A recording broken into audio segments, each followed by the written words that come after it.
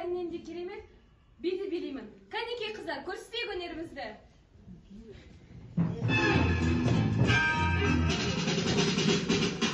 Волны голубые у пристани скачут, родственники горько вздыхают и плачут, и с утра кричат беспокойные чайки, и корабль пристани стоит.